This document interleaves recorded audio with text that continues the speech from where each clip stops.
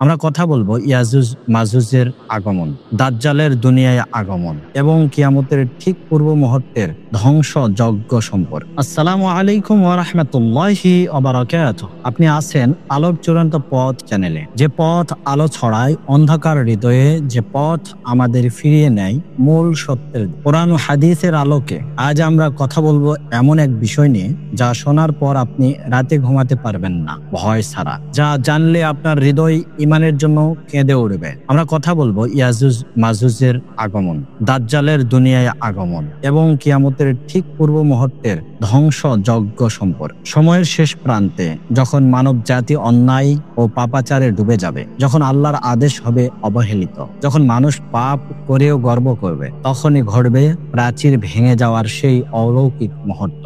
সেই প্রাচীর যা আজও আমাদের রক্ষা করছে ইয়াজুজ মাজুজ নামের এক ভয়ঙ্কর জাতি। প্রতিদিন যারা সেই প্রাচীর খুঁড়ছে, কিন্তু তারা সফল হতে পারবে কেবল যেদিন তারা বলবে ইনশাআল্লাহ। সেদিনই আল্লাহর হুকুমে তারা সেই প্রাচীর পার হবে এবং তখনই শুরু হবে ধ্বংস, রক্তপাত, হত্যা আর আতঙ্কের ভয়াবহ অধ্যায়। সূরা আম্বিয়া আয়াত ৯৬-৯৭ আল্লাহ তাআলা বলেন, যখন ইয়াজুজ ও মাজুজ ছেড়ে দেওয়া হবে এবং তারা প্রতিটি উঁচু স্থান থেকে ছুটে আসবে, তারা এতটাই ভয়ঙ্কর হবে যে পৃথিবীর সব খাবার খেয়ে ফেলবে, নদীর পানি শুষে নেবে, জনপদ ধ্বংস করে দেবে, এমনকি আকাশের দিকে তীর ছুঁড়ে বলবে আমরা আসমানেও পৌঁছে গেছি। তাদের ধ্বংস যজ্ঞে মানুষ আর পশু একসাথে কাঁপবে। গরুর মাথা হবে সবচেয়ে মূল্যবান খাবার, কেননা তারা যা কিছু সামনে পাবে তাই ধ্বংস করবে। ঠিক এই সময়ে আগমন ঘটবে আরেক ফিতনার,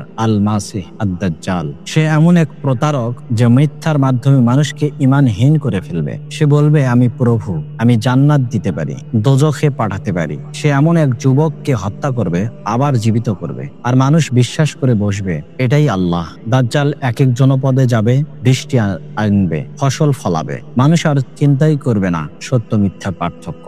তখনই দয়াময় আল্লাহ প্রেরণ করবেন ঈসা আলাইহিস সালামকে আকাশ। তিনি দাজ্জালকে হত্যা করবেন লুদ দারে। মুমিনদের নিয়ে আশ্রয় নেবেন তুর পাহাড়ে, কেননা তখনই আবার ফিরে আসবে ইয়াজুজ মাজুজ। তারা আবার পৃথিবীতে ছড়িয়ে পড়বে। তাদের সংখ্যা এত বেশি হবে যে এক পাহাড়ে আশ্রিত মুসলিমদের কাছে খাবার শেষ হয়ে যাবে। তখন ঈসা আলাইহিস সালাম ও মুমিনগণ আল্লাহর কাছে কান্নাকাটি করে দোয়া করবেন, আর আল্লাহ তাদের ঘাড়ে এক কীট পাঠাবেন। তারা সবাই এক রাতে মাটিতে লুটিয়ে পড়বে। আল্লাহ তখন এমন বৃষ্টি বর্ষণ করবেন যা পুরো পৃথিবীকে পরিষ্কার করে দেবে, যা মানুষের অন্তর থেকে ভয় দূর করবে। এরপর শুরু হবে শান্তির যুগ। ডালিম এত বড় হবে যে 10 জন মিলে খেতে পারবে। এক উটের দুধ এক গোত্রের জন্য যথেষ্ট হবে। কিন্তু তারপর ফের এক কোমল বাতাস আসবে যা মুমিনদের আত্মা তুলে নেবে। দুনিয়ায় বেঁচে থাকবে কেবল মন্দ, নাস্তিক ও ব্যভিচারী লোকেরা। তারা প্রকাশ্যে কুকর্ম করবে। সেই সময়েই কিয়ামত সংঘটিত হবে।